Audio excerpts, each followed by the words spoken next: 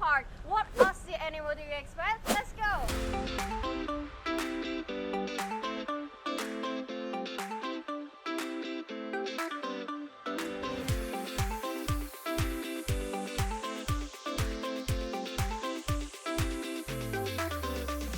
So we are super excited about our visit to Currumbin Wildlife Sanctuary today. Because not only are we gonna explore the park, but we are also going to have an exclusive lunch with koalas later! But so first off, what is Currumbin Wildlife Sanctuary? Well, it is a popular wildlife park located on the Gold Coast in Queensland, Australia, which was established in 1947 and is home to over 1,000 native Australian animals, including koalas, kangaroos, wallabies, echidnas, and various species of birds and reptiles. The sanctuary offers visitors the opportunity to get up close and personal with animals through a variety of interactive experiences, such as feeding the kangaroos and lorikeets, holding a koala, and watching animal shows and more. It is a popular attraction for tourists and locals alike, and also plays an important role in the conservation and protection of Australia's native wildlife.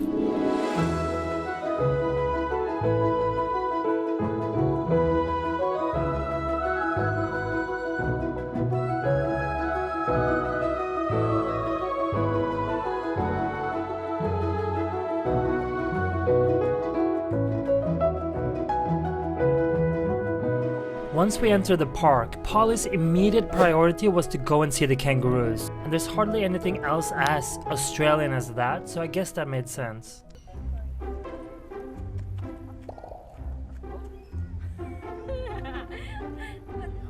I hope it starts boxing you.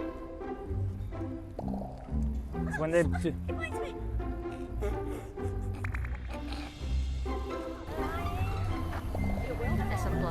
It's a blood. And so what's amazing about kangaroos? Well, there are many amazing facts. One of them being that they can jump up to 8 meters.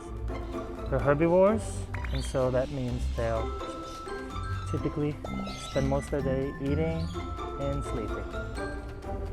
Sleeping most of the time, simply because their digestive system will take a long time to break down the grass and other things they eat. Cute. Hey! What?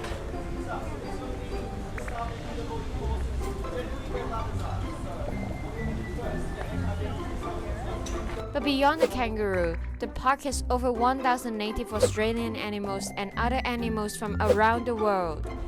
Emu is one of the Australian signature animals. Why? Can only walk forward, not backward.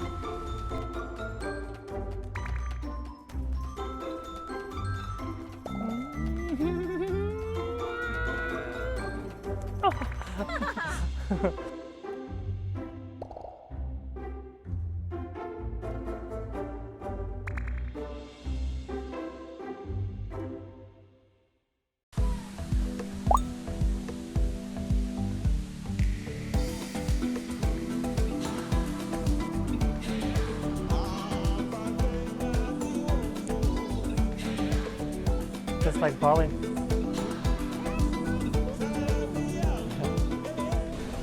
Looks like a cat.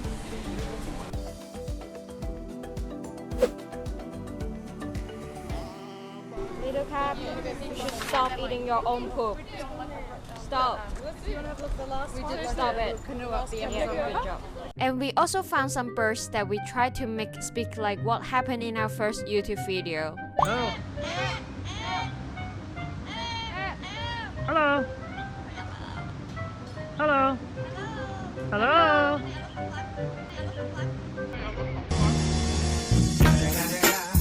It's the motherfucking Eagle Double G. Snoop Dogg. Hello. Hello. Hello. Hello.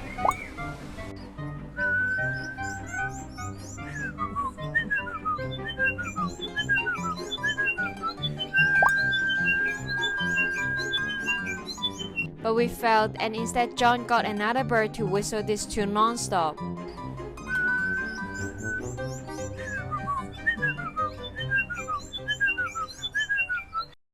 Beyond the amazing animals across the park, Currumbin Wildlife Sanctuary also has a lot of really cool animal shows that we will come back for another day, such as the bird of prey demonstration, pelican and eel show, lorikeet feeding, and more. It also has an extinction trail where you could learn more about the animals that used to roam this continent millions and 10,000s of years ago. It was pretty cool seeing how many of these were predecessors of the cute fluffy animals we know and love today, such as the massive koala and wombat. Ooh. Ooh. Hey, if Harry Potter was a dinosaur, what would his name be? Sorcerer! Thank you, thank you. So it was finally time for our koala lunch, and on our way we saw the treetop roping challenges, which looked scary and amazing.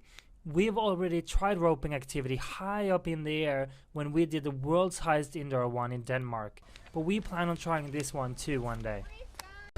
Hi, we're at the train and we're heading to the koala lunch. Alright, let's see. I'm I'm hungry. gonna eat a koala steak. We just went to koala hospital. Oh, Honey, you know what made me choose this lunch? That you love me? Yes. And this are cheese platter. Huh? Thank you. you. Thank you. Thank you. What do you want to say, Darling? I'll sit here. Come back in a moment for your drink. Sure. Alright. Thank you. Yeah. Hi. You guys like to give him a little pat on his back? Oh. Not near his head. Oh yeah, I So can you guys both want to have a little pat on his back, so not near his head. I'm not near his Just on head, his sorry, back sorry. only. This is Merlin, one of our boys. We just don't want to be too close with our cameras to Merlin. Yeah, just for us to understand his personal space. Yeah.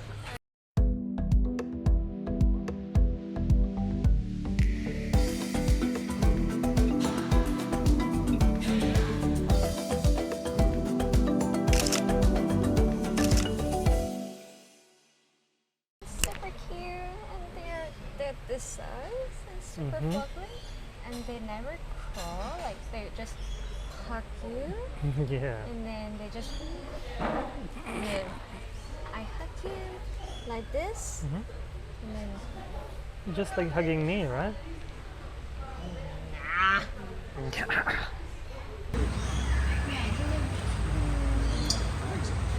Cheers, honey.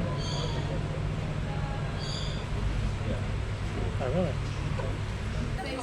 Oh, welcome to the Grazy Arvo, guys. I hope that you guys have had a good day so far.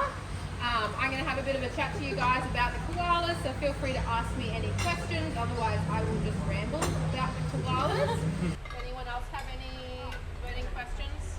Well, so I did read quite a bit over there. One thing I still don't have an answer to is we tend to call it koala bear, at least like a foreigner, like myself, an ignorant foreigner. But they're not a bear. So is there any specific story to why we're calling it a bear? I think they're just called bears because they look like cuddly teddy bears. It's just my understanding of it. And I think as long as, well, a lot of people are really, keepers and stuff are really like, oh, it's not a bear, so don't call it a bear. But I personally don't mind as long as you know that they're a marsupial or not actually a bear. I totally understand why people call them koala bears. So as our amazing host was telling us, koalas are tiny when they are born.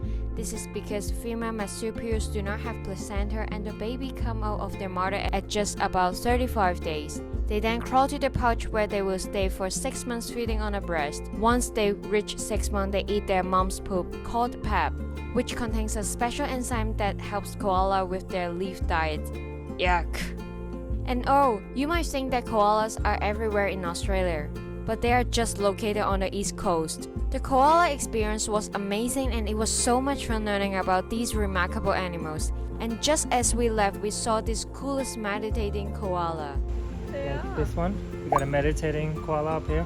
After the koala lunch, we were strolling around and completely lost track of time and only briefly was able to see the Aboriginal show, which we will definitely have to come back for in the future to see in full.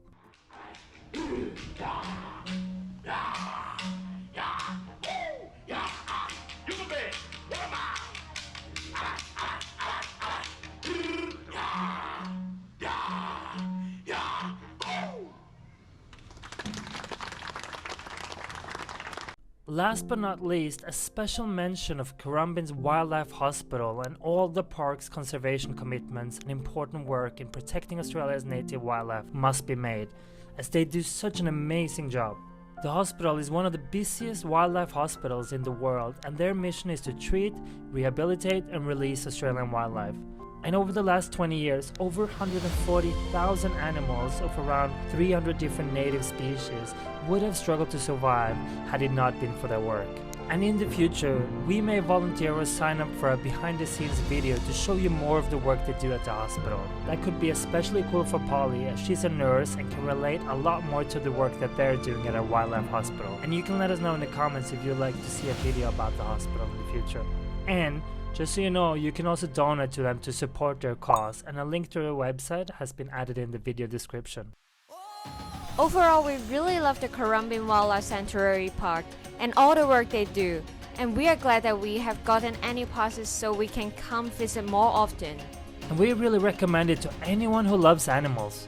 One final piece of advice though, if you're planning on visiting, be sure to check out their daily programs and time slots, because depending on what you may want to see or do, these activities may be at certain time slots or even uniquely to only some days a week. So be sure to check out their website before going so that you get to experience what you hope to. That anyways concludes our video. Thanks for watching.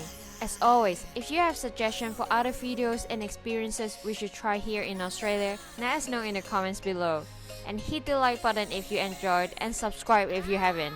Until the next one, stay awesome. Bye.